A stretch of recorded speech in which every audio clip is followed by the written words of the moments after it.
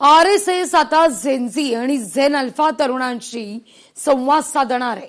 सरसंघचालक डॉक्टर मोहन भागवत यांनी या संदर्भात आता माहिती दिली आहे। भागवत आता संवाद साधणार आहेत। मुंबई 6 ऑगस्टला संघाचा विशेष कार्यक्रम आहे आणि या कार्यक्रमानिमित्तानं झेनझी आणि झेन अल्फा तरुणांशी संवाद साधला जाईल। लोकशाही, नेतृत्व आणि राष्ट्र निर्माणावर चर्चा होणार आहे। तर संघ राष्ट्र प्रथम मानणारी संघटना आहे। तरुणांसोबतच्या संवादामुळे हिंदू राष्ट्र अजून भक्कम होईल, अशी प्रतिक्रिया नितेश राणे यांनी दिली आहे।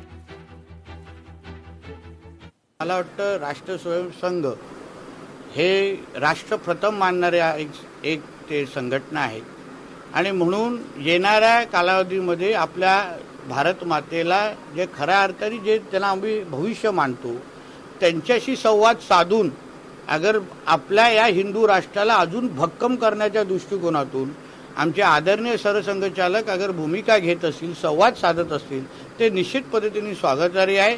त्यांच्या त्या संवादामुळे आमचा हिंदू राष्ट्र निश्चित पद्धतीने अजून भक्कम होईल असं मी मानतो। आमदार रोहित पवार यांची पत्रकार परिषद आहे।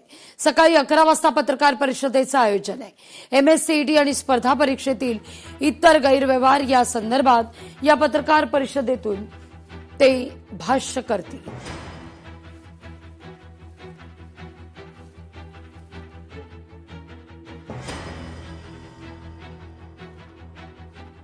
शिवसेना पक्ष आणि चिन्ह कोणाचं, आज सर्वोच्च न्यायालयात या संदर्भात सुनावणी आहे।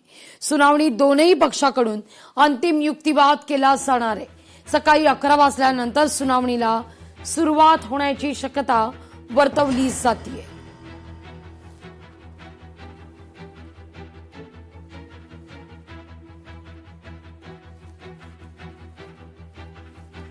शिवसेना पक्ष आणि चिन्हासंदर्भात आज सुनावणी आहे। सकाळी 11 वाजल्यानंतर या सुनावणीला सुरुवात होणार असल्याचं म्हटलं जात आहे। गेले अनेक दिवस या सगळ्या प्रकरणावर तारीख पे तारीख आपण पाहतोय। आज मात्र सर्वोच्च न्यायालयात ही पुन्हा एकदा सुनावणी। खरं तर 30 जुलैला ही सुनावणी होणार होती, त्यानंतर आज ही तारीख देण्यात आलेली आहे।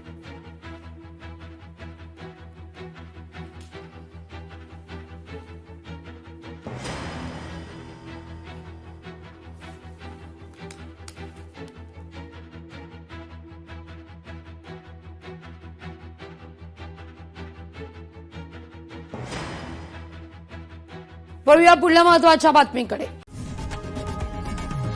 लोकशाही मराठी ऐका, पहा, जागरूक रहा।